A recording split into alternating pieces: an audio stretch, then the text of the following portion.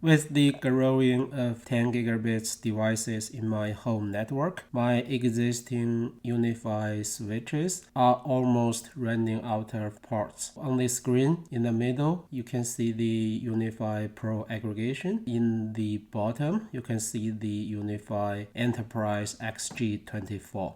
I use the aggregation switch to connect with DAC cables or fiber cables and use the Enterprise XG switch to connect with the normal Ethernet cables. I had been debating about whether to buy another UniFi Aggregation Pro switch, but in the end, I decided to go with totally different approach, as you can see in the lower part of my server rack.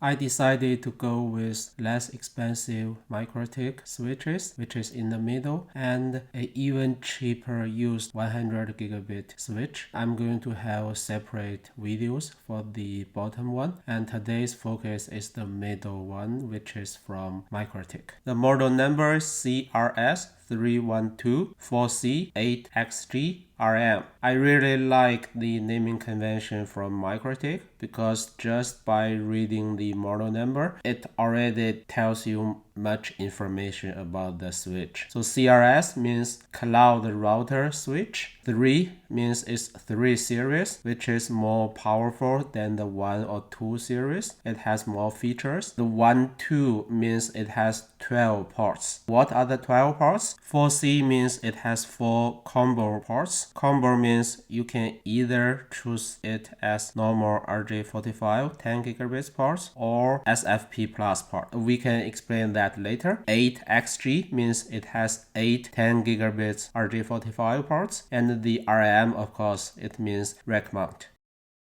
First, let's compare the ports. The MikroTik switch has 8 10 gigabits RJ45 ports. The UniFi one has 24 of them. The MikroTik switch has 4 SFP plus ports, so in total you get 40 gigabits uplink. The UniFi switch has 2 SFP28 ports. In total you get 50 gigabits uplink. MikroTik does have 2 additional ports which the UniFi switch doesn't have. One is the so-called management port. Unfortunately, current UniFi USW series switches don't have the management port anymore. Another port is console port. The shape is like normal RJ45, but it doesn't work if you use a normal Ethernet cable. This is how you can easily connect to the console port. You can buy USB to serial cable from Amazon, very cheap. One end connect to your USB port of your computer, the other end to the console port. Here I'm showing you how to connect to the serial port from Mac OS. In Linux, it should work the same way. You can Google about how to work it in Windows. The command is screen. Then you need to find the TTY device for the USB connection. You can use the simple way to find it out. And that's automatically generated by your cable. So it's just simulate a serial connection using USB.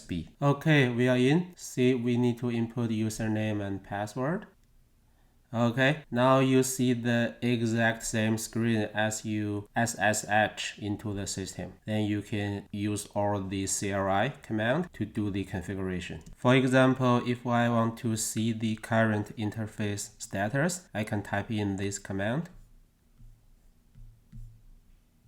Okay, you can see all the ports status. Next, let's check the back of the device. There are totally 4 fans for this MikroTik switch. Because it's 1U unit, the fans are small. It's not avoidable if the switch is in high load. It must be very noisy. But because I use it on the rack in my server room, so I don't really care because my other rack mount servers are much louder than it. From the web user interface, if you go to System, Health, you can see the current fan speed. You can see they are pretty fast. Let's check the back of the UniFi switch. There are 3 fans for the UniFi switch, and even though it has more ports, it has less fans than the MikroTik one, and the noises are a little bit lower than the MikroTik.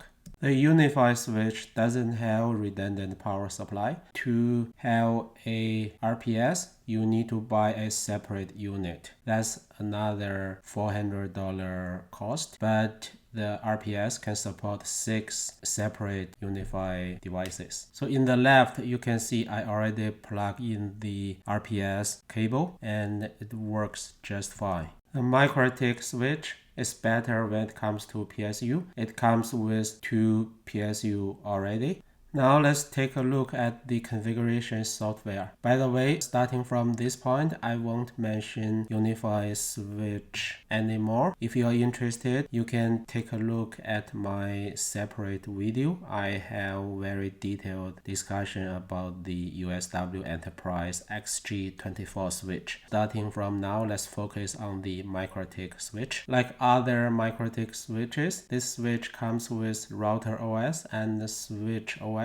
By default, when you power on the device, you see router OS. That's the one I want to use because I want to use the more advanced inter-VLAN configuration. So that's why I stick to router OS. And this is the initial screen you see. You have 2 options, the mode, router or bridge. I don't want it to be a router, so I choose bridge mode. I change the IP address to DHCP and then simply click apply configurations because the system will automatically generate some default configurations. It's the first time I use this switch, so I want to try the default configuration first. Once you are in the normal web UI, in the left side, you can see all the major functionalities. As you can guess, the router OS must be super powerful because it has so many different configurations. But one thing I don't like is the software is not tailored, not trimmed to fit this particular switch. I guess MikroTik simply use the same UI for all the switches. For example, some settings here, like wireless,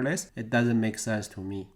Finally, we are ready to work on speed testing. This is the diagram. The central part of my home network is this UniFi USW Aggregation Pro, and I connect this MikroTik switch using 4 DAC cables. Each of them is 10 gigabits. I use link aggregation, so in total, the uplink is 40 gigabits. The way link aggregation works is the traffic of one data stream won't be split among multiple links. So that's why when I test speed, I use 4 different clients and connect to 4 different servers. I run IPerf 3 on Synology NAS and 3 TrueNAS servers, and I run Arch Linux as clients. I have 4 of them as virtual machine. I already make sure for all the servers and clients, they are connecting using their dedicated physical ports so that they won't compete with each other. Because the theoretical upper limit for this uplink is 40 gigabits, so I used 4 10 gigabits client. Let's see what's the performance we can achieve and what's the switch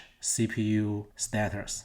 Let me briefly talk about how I change the IPerf 3 execution parameters. On the top, you can see the original way I run the IPerf 3 server and client. So simply run the -S in server and -C in client. I choose to have 2 different strategies to make more in parallel connections. For Synology NAS, I choose to run the client in this way. -PF means I want to have 5 parallel data streams so that I can have more data streams in parallel. But for other servers, I choose a more complicated way. Because the design of IPerf 3, one process has only one thread. So if you only run one instance, it will only use one CPU core. Even if you specify the -P parameter, it still uses the same single CPU core.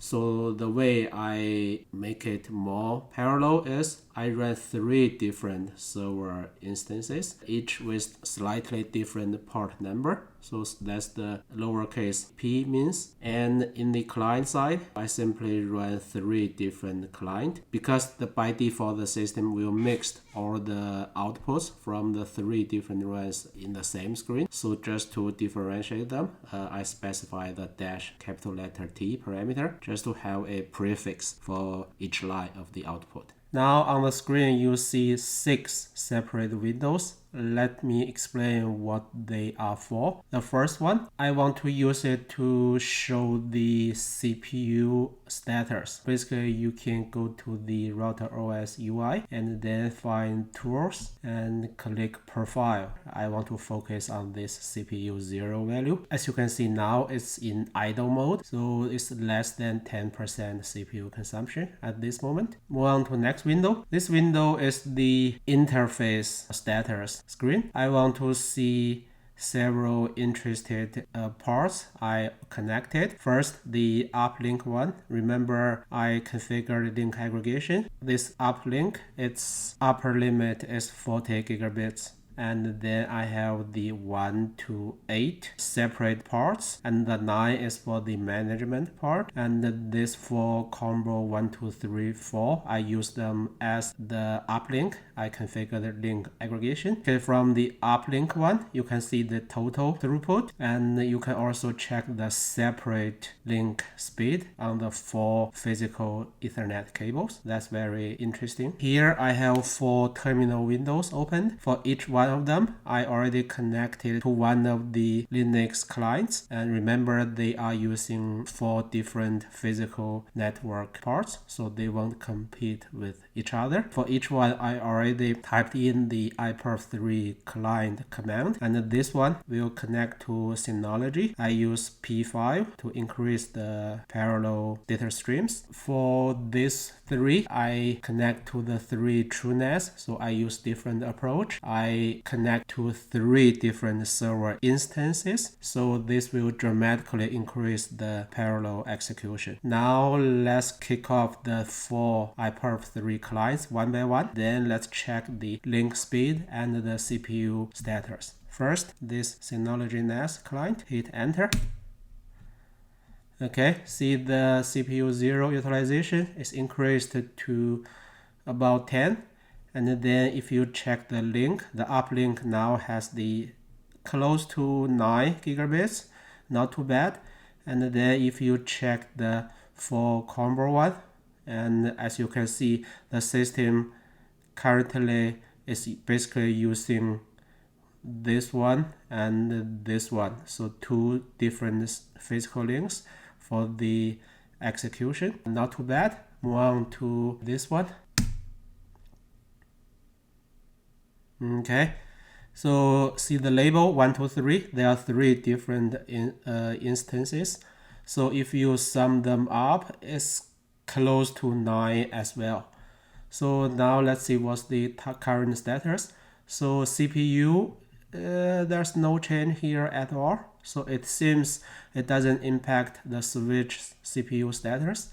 And then let's see the uplink. Now it's already close to 20 gigabits, and it's using 1, 2, 3 different physical links already, right? It seems the second one is still in kind of idle mode. Okay, not too bad. Now let's kick off the third one. Again, CPU doesn't change at all, and the link aggregation uplink is close to 30 gigabits already. Now you can see the 4 combo ports. The system is using all 4 of them already. Very good results. Now the very last one. Let me kick off the 4th client. Okay, again CPU doesn't change at all, and this time is a little bit disappointing. So the total throughput is only about 32 gigabits, And if you check the 4 physical links one by one, 2 of them are not close to 10 gigabits. So because everything I use in this testing is all the default settings, I haven't done any fine tunings, but now even just the 32 gigabits speed, I'm good already. In the end of the video, let me talk about my final thoughts. As you can see, the PSU, the additional console and management parts, and the seemingly more powerful router OS are pros for the MikroTik switch. But when it comes to value, I wouldn't say the MikroTik switch is cheaper or more valuable than the UniFi one. The reason is UniFi one has 24 RJ45 ports and 2 SFP28 ports. MikroTik one only has 8 RJ45 ports. So if you calculate the per port cost, they are almost the same. But if you happen to only need about 10 RJ45 10 gigabits connection, maybe the UniFi one is a waste. Thanks for watching.